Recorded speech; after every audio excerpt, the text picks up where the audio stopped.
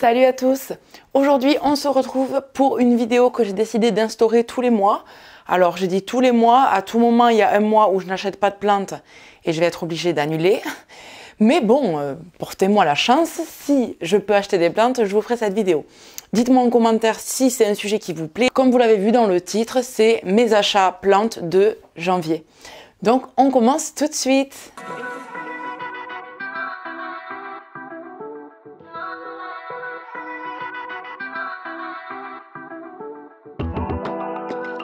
Alors, je vais pas vous les montrer dans l'ordre d'achat parce que honnêtement je ne me souviens plus, mais je vais vous les montrer une par une, vous dire pourquoi je l'ai prise, qu'est-ce que je lui ai fait en rentrant, est-ce que je l'ai rempotée, est-ce que je l'ai laissée telle quelle, ou je l'ai placée chez moi, enfin voilà. Je vais essayer de vous dire un petit peu qu'est-ce que j'ai fait de ces plantes. Alors, en premier, la Calathea Makoyana. Donc celle-ci, je ne vais pas dire que je la voulais depuis un petit moment parce qu'en soi, moi je collectionne désormais les Calathea. Je dis désormais parce qu'en gros, à chaque fois j'ai des nouvelles collections. Donc je suis allée faire un petit tour donc, à Toulouse chez Capsule Végétale et je sais qu'elle aime aussi beaucoup les Calathea, donc elle avait plein de Calathea et celle-ci, je l'ai trouvée vraiment très fournie, elle m'a tapé dans l'œil direct. Donc je ne lui ai pour l'instant pas changé le pot. Je vais tomber de la terre, je viens de faire le ménage. Donc je disais, je ne lui ai pour l'instant pas changé le pot. Au niveau des racines, on est bien, ça va. Il y en a une toute petite qui sort en dessous. Mais je vais vraiment attendre le printemps pour ne pas la fragiliser davantage. Là, ça doit faire du coup à peu près 3 semaines que je l'ai, je pense. J'ai coupé quelques petites feuilles qui étaient un petit peu abîmées quand je l'ai eu. Et je l'ai placé dans ce petit cache-pot. Donc ça, les Calathea en principe, je les réunis toutes au même endroit chez moi. C'est-à-dire en dessous de l'humidificateur, dans un angle, donc elles n'ont pas de soleil direct, elles ont quand même un petit peu de luminosité, mais il n'y a à aucun moment dans la journée, un rayon de soleil ne peut les percuter. Voilà, mais elles ont quand même de la luminosité, elles ont de l'humidité ambiant, et je pense qu'elles vivent plutôt bien, parce que jusqu'à présent, j'ai perdu qu'une seule Calathea. Ensuite, celui-ci, vous l'avez vu dans une de mes précédentes vidéos. Si jamais vous ne l'avez pas vu, je vous la mets dans le petit i pour que vous voyez exactement où je l'ai trouvée, puisque je parle un petit peu de l'endroit où j'achète régulièrement mes plantes. Je la trouve quand même vraiment grande. Pour le prix que je l'ai payé, je trouve que vraiment ça valait le coup. J'ai des petites pousses de partout, juste ici. Voilà, et j'ai une nouvelle feuille qui arrive également là, qui est en train tranquillement de se dérouler, qui fait sa vie. Voilà, donc lui, je l'ai rempoté dès que je suis rentrée, je l'ai rempoté dans un pot en terre cuite. Parce qu'il y avait quand même des racines qui dépassaient et comme des fois on a des petites surprises, on se retrouve avec des plantes qui peuvent être attaquées par des nuisibles parce que il y en a tellement qu'à force de brasser de la plante, il y en a forcément qui vont avoir des nuisibles type cochenille, trips, voilà. D'autres qui ont besoin vraiment d'être empotées. Donc là, maintenant, je ne prends plus de risques quand j'achète ce type de plantes en vente éphémère. Je les rempote de suite en rentrant chez moi, comme ça j'ai le temps de vérifier les racines, d'enlever tout le terreau au cas où et de vérifier qu'il n'y ait pas de nuisibles. Voilà, donc celui-ci je l'ai mis dans ce pot en terre cuite sur mon bureau. Donc pour les journées où il y a du soleil, déjà il a de la luminosité sans souci. Pour les journées où il a du soleil, je dirais pas que les rayons vont le percuter, non, parce que ça brûlerait les feuilles, mais il a de la luminosité pour se développer. Là il faut que je l'arrose parce qu'il est à peine, il est encore un tout petit peu humide, donc je vais attendre demain, mais je sais que c'est une plante qu'il faut garder dans l'humidité. Là on s'attaque à du lourd les gars. Donc j'ai pris cette stenante Luberciana, appelée aussi Calathea Gold Mosaic, mais son nom c'est stenante Luberciana. Donc celle-ci, je l'ai trouvée pareil en jardinerie, à la jardinerie de Solignac, la première fois que j'y suis allée. Et j'ai totalement craqué parce que c'est une stenante que j'avais déjà vue sur quelques comptes Instagram. Et je m'étais dit, mais c'est super bizarre, les couleurs sont magnifiques et je ne l'ai jamais vu en jardinerie. Donc là, visiblement, ça commence un petit peu à arriver, mais même sur internet, il n'y a plus trop de dispo. À chaque fois, tout est en rupture de stock, donc je sais pas si ça va être une plante facile à trouver. En tout cas, la jardinerie de Solignac, ils en ont. Et du coup, celle-ci, je l'avais pas rempotée au début. Je voulais attendre le printemps. Et hier, j'ai quand même vérifié les racines parce que j'avais un petit doute. Je me disais, c'est bizarre, les feuilles, elles sont en train de sécher en préparation. Elles ne se déroulent pas. Et en fait, les racines étaient juste énormes. Ça faisait tout le tour du pot. Donc, j'ai tout rempoté. Et comme de par hasard, ce matin, donc j'ai rempoté ça hier, ce matin, une feuille qui est en train de se dérouler. Donc, je pense vraiment qu'elle en avait besoin. Voilà. Donc là, elle est placée toujours pareil, juste en dessous de l'humidificateur avec les autres Calathea. Pas de soleil direct, mais une luminosité quand même l'après-midi. Hein. Et du coup, terreau humide, on laisse bien sécher mais on humidifie quand même. Et je la vaporise pas vu qu'elle a l'humidificateur, il n'y a pas besoin. Mais je suis super contente parce qu'elle est vraiment énorme. Et dans le pot en terre cuite, je trouve que ça fait vraiment son petit effet. Donc voilà. Donc on va passer à une plante que j'ai pris il y a très peu de temps, que certains ont pu voir sur mon Instagram parce que je l'avais montré. Sur ma vidéo précédente, j'ai montré où je l'avais acheté, étant donné qu'il y avait toute une rangée de pilea dans la jardinerie pour vous montrer d'où il venait. Et du coup, je vais vous raconter quand même une petite anecdote qui m'est arrivée il y a quelques jours. Si jamais vous ne me suivez pas sur Instagram ou que vous avez loupé cette info, il faut savoir que mon pilea, Morito, il a chu. Il est tombé quoi. Voilà, je sais pas, il y a des jours, vous savez, des fois on fait un truc et on se dit mais pourquoi j'ai fait ça? Pourquoi j'ai eu besoin de toucher ça?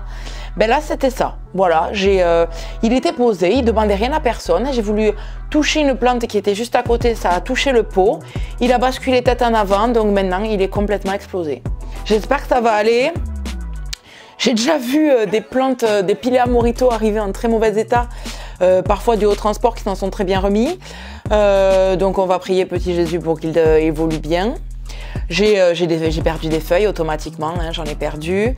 J'en ai une ici, je continue à espérer qu'elle va vivre, mais vous voyez bien que c'est pas possible parce qu'elle est tordue. Je sais pas si vous allez bien voir, voilà, elle est tordue, voilà. Elle a dû se prendre le pot parce que oui, il est tombé tête la première en plus, c'est pas drôle sinon. Et voilà, donc là je vois des nouvelles pousses, ça devrait aller. Pot en terre cuite de suite quand je l'ai eu, là je l'ai pas rempoté encore. Je l'ai uniquement transvasé, j'ai pris sa motte et je l'ai mis dans un pot en terre cuite parce que je sais que les piléas ont besoin de vraiment sécher entre deux arrosages, ils ont besoin d'eau, mais pas trop. Donc moi je me connais, je sais que avec les Calathea et tout ça, j'ai aucun souci parce que c'est des plantes qui ont besoin d'humidité et d'eau, donc quand j'arrose c'est la fête, tout va bien. Mais les plantes qui ont besoin de peu d'eau, j'ai tendance à les noyer. Du coup, celui-ci, je me suis dit que s'il était dans un pot en terre cuite, il y avait plus de chances qu'il survive, vu que les pots en terre cuite absorbent, entre guillemets, le surplus d'eau. Et ça me permet aussi de mieux contrôler, éviter les moisissures, tout ça, voilà. Donc voilà, je l'ai mis dans son petit pot, il est juste devant la télé à côté des Calathea, donc pareil, il reçoit un petit peu d'humidité, il a quand même de la lumière. Lui, il reçoit également, il est dans un angle où quand la lumière est assez vive, il va vraiment bien la recevoir sans être brûlé au niveau des feuilles. Et puis voilà quoi, il est, à part que quand je le fais tomber, sinon il est en pleine forme et j'espère qu'il va tenir parce que j'ai un pilea classique que je n'arrive pas à faire évoluer vraiment très bien, il reste assez petit. Donc lui j'espère que ça ira et qu'il me fera d'autres feuilles et qu'il deviendra bien grand et bien touffu. Ensuite, une plante que vous avez pu voir dans ma vidéo précédente. Donc c'est une Calathea picturata argentea. Donc là pour tout vous dire, il y a 2 pieds. Donc je les ai pris aussi à la jardinerie de Solignac. Donc j'ai mis les 2 pieds de suite en rentrant dans un pot en terre cuite, même si d'habitude la plupart de mes Calathea sont dans des pots en plastique, parce que c'est vrai que ça garde beaucoup plus l'humidité et qu'elles sont placées dans une pièce qui n'est pas humide, donc j'ai pas de problème de moisissure. Celui-ci au départ je voulais le mettre dans la chambre, donc je me suis dit pot en terre cuite, finalement j'ai changé d'avis. Il est avec les autres, bref. Mais je trouve que le pot lui donne fière allure. De toute façon, les pots en terre cuite, c'est vraiment ce que je préfère. Je trouve que ça donne du cachet à la plante. Je saurais pas vous dire pourquoi, mais je trouve que ça lui donne une belle gueule en fait, tout simplement. Donc voilà, donc celle-ci, je l'aime vraiment beaucoup. Pareil, on est sur humidité, terreau humide. Pot en terre cuite et comme elle est avec les autres, c'est pareil, elle a un tout petit peu de luminosité, pas de soleil direct et on est quand même sur un angle de pièce, donc on n'a pas de rayon qui la frappe directement. J'ai pris cette Alocasia Pink Dragon, pareil, vous l'avez déjà vu dans ma vidéo vente de plantes éphémères peut-être, mais voilà, donc petit coup de cœur.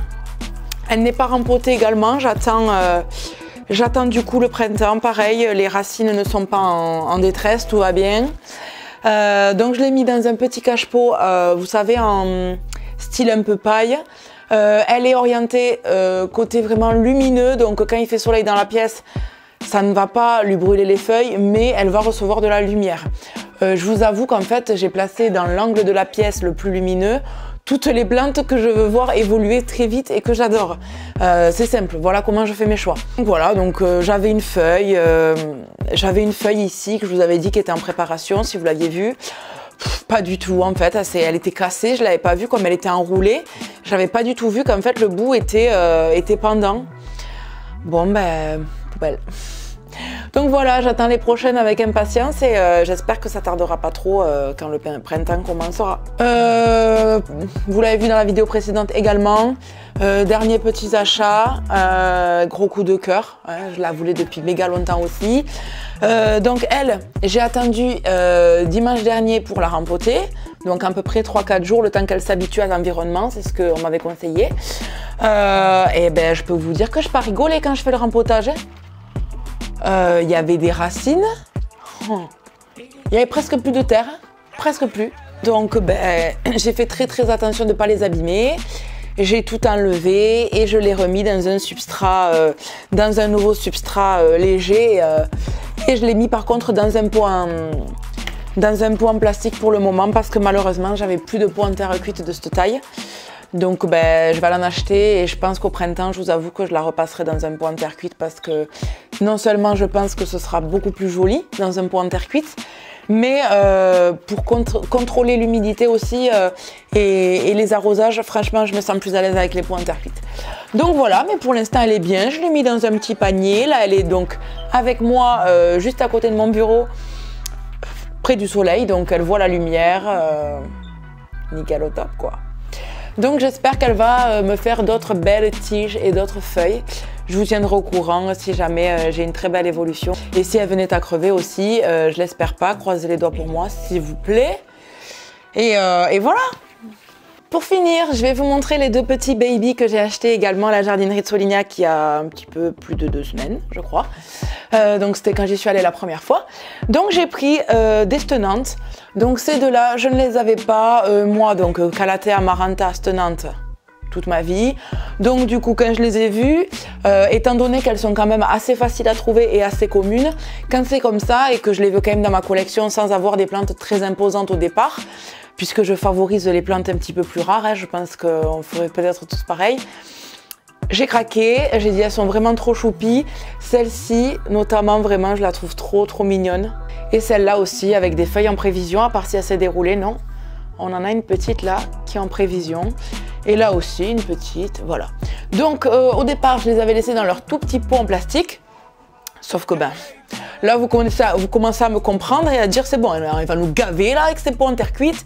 Mais oui, j'ai forcément voulu les mettre dans des pots en terre cuite. Et du coup, ce que j'ai fait, c'est que je les ai mis dans 2 petits pots que j'avais récupérés à l'époque chez ma grand-mère. Vous savez, c'est les petits pots qu'on trouve quand on achète du muguet souvent. Et ils les mettent dans des pots en terre cuite comme ça, le muguet, quand c'est en terre. Et au début, je me disais, c'est des pots qui servent à rien. J'ai aucune plante de cette taille-là. Finalement, si. On a toujours des baby plantes quand on en achète. On ne sait pas où on va les mettre. Là, c'était l'idéal. Donc du coup, j'ai fait ça, je les ai mises dedans. Elles sont toutes les deux dans une grande coupelle pour réceptionner l'eau en cas de surplus, et puis voilà. Et du coup, elles sont toutes les deux à côté de l'humidificateur, dans l'angle de la pièce également. C'est la fin de cette vidéo, j'espère que le concept vous aura plu. N'hésitez pas à me dire en commentaire si vous aimez voir mes achats tous les mois. Donc ça voudrait dire qu'en fin de mois, je fais le bilan de mes plantes et je vous fais une vidéo pour début du mois qui arrive en fait. Si ça vous plaît pas, dites-le moi aussi. Hein, c'est aussi pour vous que je fais ces vidéos-là, donc j'ai besoin de savoir qu'est-ce qui vous plaît ou qu'est-ce qui ne vous plaît pas. Vous avez peut-être vu que j'ai changé mon intro. Ben pareil, il y a des personnes qui m'ont dit qu'elles trouvaient que l'intro un petit peu rapide que j'avais mis pouvait leur faire un petit peu mal aux yeux. C'est pas le but, voilà, donc j'ai refait mon intro. N'hésitez pas à me dire si vous la trouvez mieux, si cette fois-ci elle ne vous fait pas mal à la tête. Et ben on se retrouve la semaine prochaine pour une nouvelle vidéo. En attendant, portez-vous bien, n'hésitez pas à me suivre sur Instagram, à vous abonner, à liker, à commenter, tout, ouais, vous connaissez. Et je vous souhaite donc un très bon week-end. Ciao!